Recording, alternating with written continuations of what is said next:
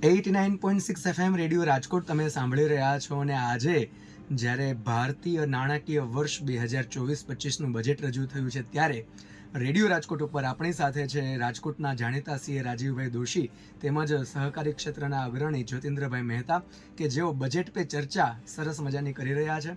આવો એ ચર્ચા માણીએ. રાજીવભાઈ, 89.6 FM રેડિયો રાજકોટ. હવે રાજકોટ બોલશે, દુનિયા સાંભળશે. આ અમારી પંચલાઈન છે અને એમાં આપણે આજે બજેટ ઉપર ચર્ચા કરી. હું માનું છું બજેટ 3 પ્રકારના હોય છે.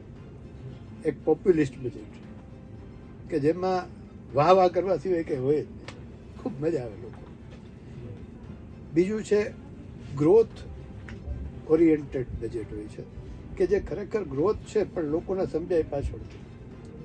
અને ત્રીજું છે કે જેમાં ખાલી વચનો જ હોય, કરવાનું કાંઈ ન હોય અને સારું લાગે લોકોને. કારણ કે રાજકીય પાર્ટીઓનું આ એક પોતાનું એક બજેટને એનો ઉપયોગ કરી અને ચૂંટણી વખતે વચનોવાળું બજેટ હોય.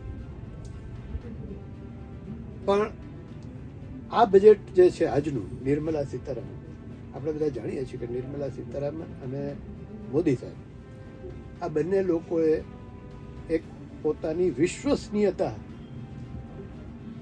ઊભી કરી છે કે જે બોલે છે એ કરે છે. અને છેલ્લા 10 વર્ષનો મોદી સાહેબનો જે ટ્રેક રેકોર્ડ છે એ ખરેખર જે ગ્રોથ દેખાવો જોઈએ એ બધો જ દેખાય એવો કર્યો છે. અને પોતે પણ એક લીડ લઈ અને આખી જનતાને એક ટાર્ગેટ આપે છે કે $5 ટ્રિલિયન ઇકોનોમી મારે કરવી છે, આપણે બધા ભેગા મળીને કરશું. આ જે ટાર્ગેટ આપે છે ત્યારે બધાને સાથે લે છે. અને બધાને સાથે લે છે આ એક બહુ મોટી વાત છે. કોઈ પણ દેશની લીડરશિપ છે એ બહુ મોટી વસ્તુ છે. અને લીડર છે એ હંમેશા આખા દેશના એક એક નાના મોટા અમીર ગરીબ બધા લોકોને લીડ કરવી જોઈએ. અને એ લીડરશિપ એમણે વિશ્વસનીય રીતે જાળવી રાખી છે. આ મોદી 2 વર્ઝન જે છે એ મોદી 2 વર્ઝનમાં હવે એક મોટી છલાંગ લગાવવાની છે. હું બજેટ ઉપર અત્યારે કંઈ કહીશ નહીં. એક તો આ બજેટના 4-5 મુદ્દા ઉપર આપણે ચર્ચા કરીએ. એક તો ઇન્વેસ્ટર રિલેટેડ, કારણ કે ઇન્વેસ્ટમેન્ટ જે કર્યા છે ને ઇન્વેસ્ટર જે છે એ લોકોને આજે તરત જ રિએક્શન આપ્યું કે બજાર ઘટાડી નાખ્યું. બીજું છે ટેક્સ પેયર પોઈન્ટ ઓફ વ્યૂથી કે ટેક્સ પેયર છે એને તરત જ જે સમજાય એ પ્રમાણે પ્રતિભાવ આપી દે. ઘણીવાર એવું લાગે કે આ તો કોથળામાં 5 શેરીવાળું બજેટ છે, પાછળથી સમજાય કે સારું હતું કે ખરાબ હતું. અને એક છે ઇન્ડસ્ટ્રીયલ ગ્રોથ જે છે એને લેવા માટેના સિન્સિયર પ્રયત્નો થાય. એક છે ઇન્ટરનેશનલ પોઈન્ટ ઓફ વ્યૂથી ભારતની કેટલી મોટી છલાંગ. આ બધા આપણા એક એવા જે આપણે વિચારવા જોઈએ કે આનેથી ભવિષ્ય ભારતનું શું છે, આવતું વર્ષ, આ તો બજેટ 1 વર્ષનું છે, આવતું વર્ષ અને એના પછીના વર્ષોમાં આની શું અસર થશે. એટલે હું આપને માઇક આપું છું, પણ મને એમ લાગે છે કે શરૂઆત જો આપ ટેક્સેશનથી શરૂઆત કરો કે ટેક્સ પેયર માટે આ બજેટ કેવું છે અને પછી આપણે ગ્રોથ ઉપર પણ લઈ જાય. જ્યોતિન્દ્ર બાબા, સૌથી પ્રથમ તો રેડિયો રાજકોટ 89.6 FM અને આપને મારા ખૂબ ખૂબ અભિનંદન અને શુભેચ્છા. એક નવું જ આપે ક્રાંતિકારી પગલું લીધું છે. આપ ખુદ તો કોઓપરેટિવ સોસાયટી, કોઓપરેટિવ સેક્ટર અને ટેક્સેશન સાથે સંકળાયેલા છો, પણ આ એક એવું પગલું છે અને એનું કારણ પણ બહુ ઉમદા છે કે લોકો સુધી સોશિયલ કોઝ માટે પહોંચી શકે એવું મનુભાઈ અને તારાબેન મેમોરિયલ ફાઉન્ડેશનના નેજા હેઠળ આપ ચલાવો છો. મારી ખૂબ ખૂબ શુભેચ્છા અને અભિનંદન. જ્યાં સુધી બજેટને લાગુ પડે છે અને ટેક્સેશનના એંગલથી જોવા જઈએ એ પહેલાં એક વાત હું કહી દઉં કે કોઈ પણ બજેટ છે એને 2 બાજુથી જોઈ શકાય. કેટલાક માટે કેટલીક વસ્તુ સારી છે અને કેટલાક માટે એ જ વસ્તુ નથી સારી. એટલે દરેક પાસા દરેક વ્યક્તિની વિચારસરણી ઉપર અને એના સ્ટેટસ ઉપર આધાર રાખે છે.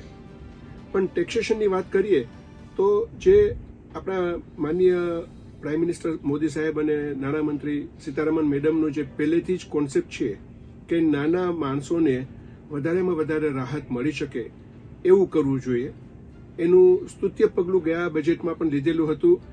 જે ટેક્સના રેટ છે એ ન્યૂ ટેક્સ રિજીમ કરીને એક કાયદો લઈ આવ્યા અને એમાં એમને એમ કીધું કે ભાઈ જે લોકો ડિડક્શન્સ ક્લેમ નહીં કરે જુદા જુદા એના માટે ટેક્સના રેટ ઘટાડવામાં આવશે. અને આ વખતે ફરીથી એમાં ફર્ધર ઘટાડો કર્યો છે અને નવા ટેક્સ રિજીમમાં જે કરદાતાઓ આવે છે એના માટે 3 લાખ સુધી નીલ ટેક્સ છે, જે આપ જાણો છો. 3 થી 7 લાખ સુધી 5% રેન્જ કરવામાં આવી છે.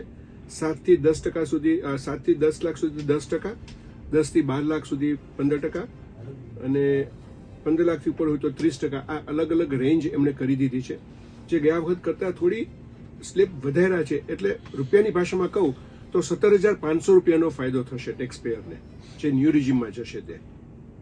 બીજો નાના ટેક્સ પેયર્સને માટે ફાયદો એ કરી આપ્યો કે જે સ્ટાન્ડર્ડ ડિડક્શન સેલેરીમાંથી 50,000 રૂપિયા મળતું હતું એની જગ્યાએ 75,000 રૂપિયા કરી આપ્યું છે. એ માર્જિનલ રાહત છે, પણ છતાં પણ એ આવકાર્ય પગલું છે.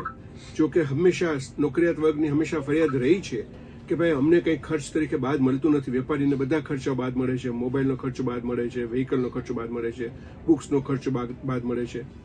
તો એ એક ગ્રીવાન્સ સામાન્ય રીતે દરેક નોકરિયાત વર્ગની રહી છે, પણ છતાં પણ 50,000માંથી 75,000 કર્યું છે, એક પ્લસ પોઈન્ટ ગણી શકાય. જ્યાં સુધી નેગેટિવ વાત કરું, જે નાના અને મોટા બધા ટેક્સ પેયરને લાગુ પડશે એ એવી છે કે લોંગ ટર્મ કેપિટલ ગેઇનમાં જે આપે કીધું કે આજે 1,000 પોઈન્ટ બજેટ સરકાર બજેટ આવ્યા પછી માર્કેટ ઘટી ગઈ છે, એના 2-3 મુખ્ય કારણો છે. એમાંથી એક લોંગ ટર્મ કેપિટલ ગેઇન ટેક્સનો દર જે છે 10%માંથી 12.5% કરી દીધો. એટલે એ 12.5%ને કારણે જે લોંગ ટર્મ કેપિટલ ગેઇનમાં એટલો 2.5%નો ફરક થઈ ગયો. એ જ રીતે જે શોર્ટ ટર્મ કેપિટલ ગેઇન હતું એમાં 15%માંથી 20% કરી દીધો છે. આમ બંને કેપિટલ ગેઇન ટેક્સના દર વધારી દીધા છે. એક ફાયદો એ કર્યો છે કે જે આપને કદાચ ખ્યાલ હશે કે capital gain long term 1 lakh સુધી કરમુક્ત હતો, એ હવે 1.25 લાખ સુધી કરી દીધો છે. એટલે એ ચોક્કસ પણ આવકાર્ય પગલું છે. પણ ટેક્સનો રેટ વધારવાથી લોકોના મનમાં એક નેગેટિવ ઇમ્પેક્ટ પડે છે. અને મારું માનવું છે કે જે આ ટેક્સના દર જે છે ને એનું ખરેખર કલેક્શન બહુ ખરેખર ટ્રેઝરીમાં ઇમ્પેક્ટ જોવા જાય તો બહુ નાની હોય છે, પણ લોકોના મગજ પર એની વધારે ઇમ્પેક્ટ પડે છે. એટલે કદાચ આવો કોઈ ફેરફાર ન કર્યો હોત તો પણ ચાલી શકત. જે બીજો જે એક ફેરફાર કર્યો છે ટેક્સની અંદર અથવા તો ઇન્કમ ટેક્સના કાયદામાં, એ ખૂબ જ સારું પગલું લીધું છે એમ કહી શકાય. એ પગલું એ છે કે અત્યાર સુધી બધાને એક જ ચિંતા હતી કે સરકાર ગમે ત્યારે ગમે તે વર્ષના ચોપડા, અમારી પાસે કેટલા લોકો આવીને પૂછે ભાઈ મારે કેટલા વર્ષના ચોપડા રાખવાના, તો અમે કહીએ કે 10 વર્ષ સુધીના. 10 વર્ષ સુધીના ચોપડા કેવી રીતે સાચવવા અમારે? અને લોકોના મનમાં ડર જ રહેતો હતો કે ભાઈ સરકાર ક્યારેક કંઈક વસ્તુ લઈને આવશે ને કહેશે કે ભાઈ તમારું આજે અત્યારે 24-25 ચાલે છે, તો એમ કે ભાઈ તમારું 14-15-1500ના હિસાબો અમને બતાવો આમાં શું હતું. તો આ વખતે સારામાં સારું એક સ્ટેપ એવું લીધું છે કે 3 લાખ છેલ્લા 3 વર્ષ સુધીના આકાની કેસ જે પૂરા થઈ ગયા છે એ રીઓપન કરી શકે છે, પરંતુ 3 થી 5 વર્ષ સુધીના કેસ રીઓપન કરવા હોય તો એવા કેસમાં 50 લાખથી વધારે જેની ઇફેક્ટ હોય એવા જ કેસ રીઓપન કરી શકશે અને ફક્ત 5 વર્ષ સુધી જ કરી શકશે, જે અગાઉ 10 વર્ષ સુધીના પાવર્સ હતા.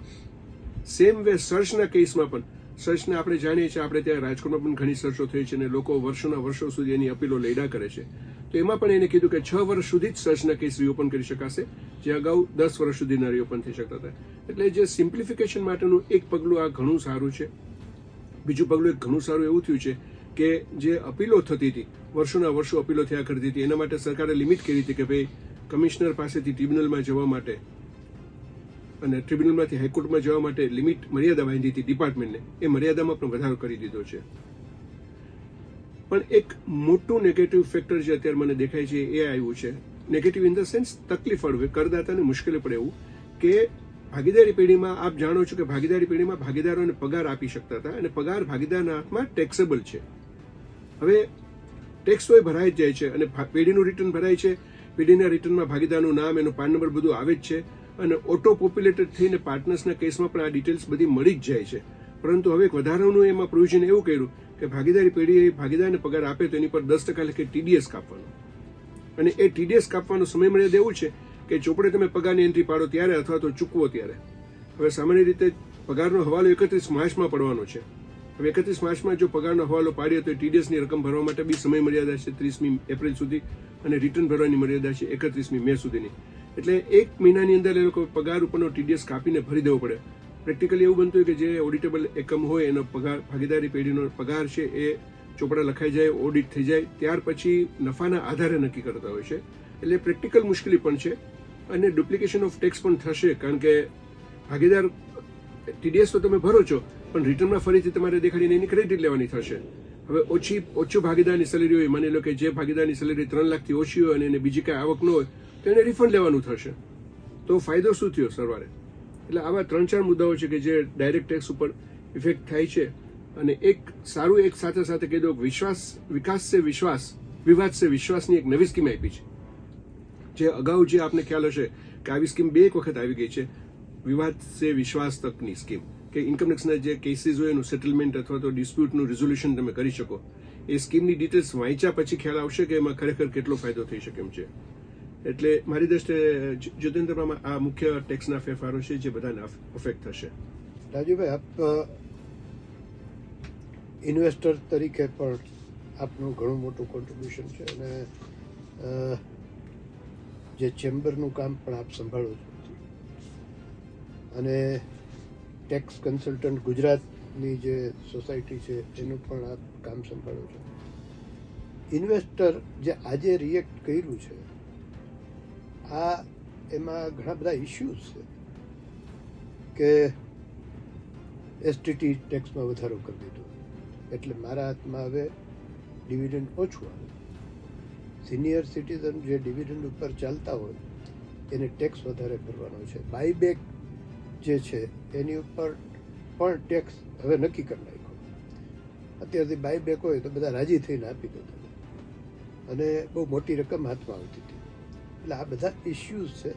એને કારણે ઇન્વેસ્ટર રિલેટેડ જે બજાર છે એ બજારે રિએક્ટ કર્યું છે.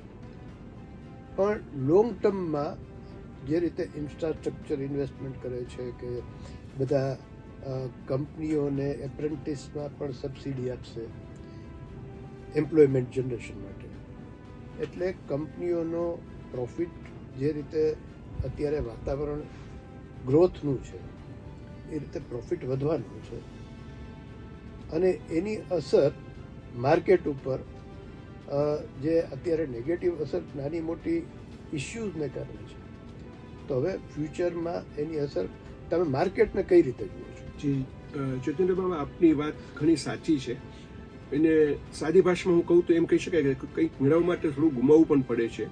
તો આવો એક અત્યારે માહોલ ઊભો થયો કે કદાચ ટૂંકા ગાળા માટે કદાચ કરદાતાઓને કદાચ મુશ્કેલી પડે, પણ ઉદ્યોગનું જો જોવા જઈએ તો ઇન્ફ્રાસ્ટ્રક્ચર માટે જે 11.10 લાખ કરોડનું જે બજેટ ફાળવવામાં આવ્યું છે એ બજેટ ઘણું બધું સફિશિયન્ટ છે અને આવતા 6 મહિનામાં એ રકમ જો વાપરાઈ જાય તો એને કારણે ઇન્ફ્રાસ્ટ્રક્ચરને ખૂબ જ મોટો બૂસ્ટ મળી શકે એમ છે.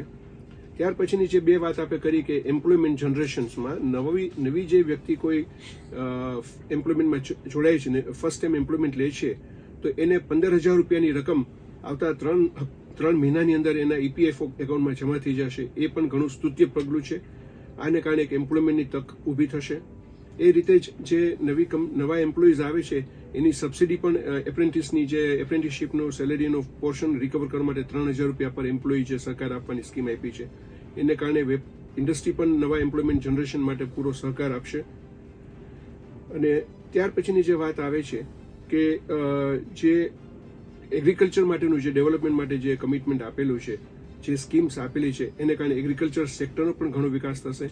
એટલે હું ચોક્કસપણે આપની સાથે સહમત થાઉં છું કે ભાઈ આવતા સમયની અંદર દેશની ઇકોનોમી અને અર્થતંત્રમાં ઘણો મોટો જમ્પ આપણે જોઈ શકીએ. જે $5 ટ્રિલિયન જે મોદી સાહેબે ટાર્ગેટ આપણને આપેલું છે એ ચોક્કસપણે પહોંચી શકાય એવું આપણને સમજાય છે અને આનો બેનિફિટ આપણને આવતા વર્ષોમાં મળવો જ જોઈએ. નો ડાઉટ જે STTની રકમ વધારી 0.0125% FNOના ટ્રાન્ઝેક્શન પૂરતી. FNOના ટ્રાન્ઝેક્શનનું આપણે વાત કહું તો એક સરકારનું અને બધા ઇકોનોમિસ્ટનું એવું માનવું છે કે ફ્યુચર અને ઓપ્શન છે એ દેશના વિકાસમાં ખરેખર કોઈ ફંડ નથી લઈ આવતા, કેપિટલ નથી લઈ આવતા અને એને કારણે લઈને આ પગલાં લીધા છે કે ભાઈ જેથી સ્પેક્યુલેશન ઓછું થાય અને લોકો આમાંથી દૂર રહે એના માટે એક પગલું લીધું છે કે 0.125% હતું 0.015 એની જગ્યાએ 0.02%નું STT લગાડવામાં આવ્યો છે. જે એક કરની સિસ્ટમના માળખાના ભાગરૂપે ગણી શકીએ આપણે. ફિસ્કલ ડેફિસિટ છે એ પણ 4.9% ઓફ ધ જીડીપી એને મેન્ટેન કરવાની જે ટાર્ગેટ રાખ્યો છે એ પણ ઘણું જ સ્તુત્ય પગલું છે. ઘણી બધી રિઝનેબલ ફિસ્કલ ડેફિસિટની માત્રા રેન્જ ગણી શકાય આપણા માટે. પાવર પ્રોજેક્ટની અંદર 2400 મેગાવોટના પ્રોજેક્ટ કરવાનો જે ધાર્યું છે, જે લોન એમએસએમઈને જે લોન આપવાની વાત છે ક્રેડિટ ગેરંટી સ્કીમ હેઠળ, જેને કારણે નાના વેપારીઓને કોલેટરલ સિક્યુરિટીની ઝંઝટ પડતી હતી, એ ઝંઝટ વગર એને લોન મળી શકે કોલેટરલ સિક્યુરિટી વગર. એને કારણે એમએસએમઈનો ઘણો બધો વિકાસ થશે. જે આપણા સૌરાષ્ટ્રના વિસ્તારમાં પણ ઘણા બધા એમએસએમઈ છે, એટલે એમને પણ બધાને ફાયદો થશે. કોઈ પણ દેશનો સૌથી બેઝિક જે નાનો માણસ છે, એ નાના માણસને નોકરી જોઈએ છે અથવા ધંધો જોઈએ. નોકરી માટે વધુમાં વધુ નોકરી ઉપલબ્ધ થાય, જેટલું ડેવલપમેન્ટ ઇન્ડસ્ટ્રીનું થાય, જેટલું ડેવલપમેન્ટ ટ્રેડનું થાય, જેટલું ડેવલપમેન્ટ ઇન્ફ્રાસ્ટ્રક્ચરમાં થાય, એમ નોકરીની તકો વધે. પણ સેલ્ફ એમ્પ્લોયમેન્ટ એક બહુ મોટો વિષય, જે મોદી 1માં પણ હતો અને કદાચ હું માનું છું મોદી 2માં. મુદ્રા લોન એણે 20 લાખ સુધીની મર્યાદા કરી દીધી. અને જે એન્જલ ટેક્સ, જે નવા લોકો કામ કરે છે એને એન્જલ ટેક્સમાંથી મુક્તિ આપી, એમાં ઇન્વેસ્ટર માટે. એટલે હવે આપણો યુવાન છે એ નોકરી માગતો જ થાય, એની બદલે નોકરી આપતો થાય એવું એક વાતાવરણ ઊભું કરવાની જરૂર છે. મને લાગે છે કે આ બધી સ્કીમ કાગળ ઉપર ઘણી સારી છે, પણ સિન્સિયરિટી ઓફ ધ ગવર્મેન્ટ અને સિન્સિયરિટી ઓફ બ્યુરોક્રસી, આ બે વસ્તુ બહુ મોટી છે. અને જે રીતે ઇન્ફ્રાસ્ટ્રક્ચર છેલ્લા 10 વર્ષમાં મોદી ગવર્મેન્ટ આવ્યા પછી જે થયું છે, એ રીતે સિન્સિયરિટીમાં કોઈ મને તકલીફ દેખાતી નથી. પણ આ નાનો માણસ જે કેન્દ્રમાં છે એમાં એગ્રીકલ્ચર પણ છે. અમે અહીંયા ઘણી બધી સ્કીમો સમજાવીએ છીએ લોકોને કે આટલી સ્કીમો લોકો માટે છે, સરકારી સ્કીમ, એનો લાભ લ્યો. આપણે કહ્યું સીજીટીએમએસઈ એટલે ક્રેડિટ ગેરંટી સ્કીમ જે છે એટલી મોટી છે કે નાનો માણસ ધંધો કરવા જાય અને લોન લેવા જાય તો એની પાસે કોલેટરલ છે નહીં. અને એટલે એમાં ગવર્મેન્ટની સિક્યુરિટી જો આપી જાય, મળી જાય, તો એ માણસ, એ છોકરો, એ યુવાન સીધો જમ્પ મારીને આગળ જાય. એની પાસે આઈડિયા છે, પણ પૈસા લઈ આવવા માટેનું મકાન નથી. આ બે વસ્તુ જે છે એ કદાચ ગ્રોથને વધારે મોટો કરશે અને વધારે એની અસરો જોવા મળશે. પણ હું માનું છું ત્યાંથી to sum up with the budget, કે આપણે ક્યાંક, તમે બહુ સરસ વાત કરી, ક્યાંક ગુમાવવું પડે અને ટેક્સેશનમાં પણ જે એની લોંગ ટર્મ ઇફેક્ટ છે, એ રીતે લોંગ ટર્મ ઇફેક્ટમાં આ બજેટ મારી દ્રષ્ટિએ એકદમ લોંગ ટર્મમાં ખૂબ સારું રિઝલ્ટ આવશે.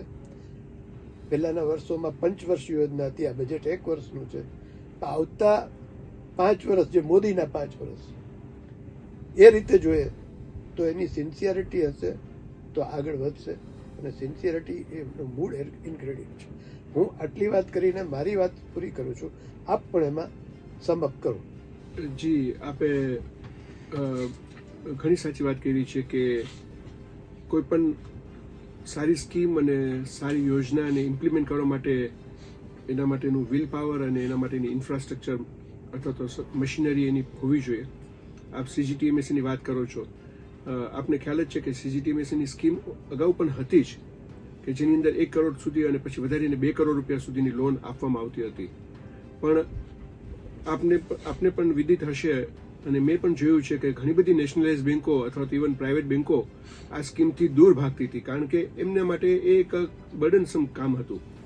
એટલે જો સરકાર પોતાનું સારી સ્કીમોને ઇમ્પ્લિમેન્ટ કરવા માટેની થોડી ગાઈડલાઇન્સ વધારે યોગ્ય બનાવી આપે અને થોડું ડિસિપ્લિન મેન્ટેન કરે તો ખરેખર લોકો સુધી આ બધી જ સ્કીમો પહોંચે અને છેવાડાના માણસ સુધી જો આ સ્કીમ પહોંચી શકે તો એ આપણી મોદી સરકાર માટેનું એક ખૂબ જ વિન વિન પોઝિશન ગણાય તેવું મને લાગે છે. Thank you very much. હું આપ બંનેનો આભાર માનું છું, સંસ્થા રેડિયો રાજકોટ એફએમનો અને જ્યોતિન્દ્ર મામાનો પણ. Thank you. તો આ હતા રાજીવભાઈ દોશી અને જ્યોતિન્દ્રભાઈ મહેતા. તેમની સાથે આ બજેટ ઉપરની ચર્ચા શરૂ રાખીશું. તમે ક્યાંય ન જતા, તમે સાંભળતા રહેજો 89.6 FM રેડિયો રાજકોટ. હવે રાજકોટ બોલશે, દુનિયા અને સામે દુનિયા સાંભળશે. હું છું આપનો પ્રિયાંક, જલ્દી આવું છું.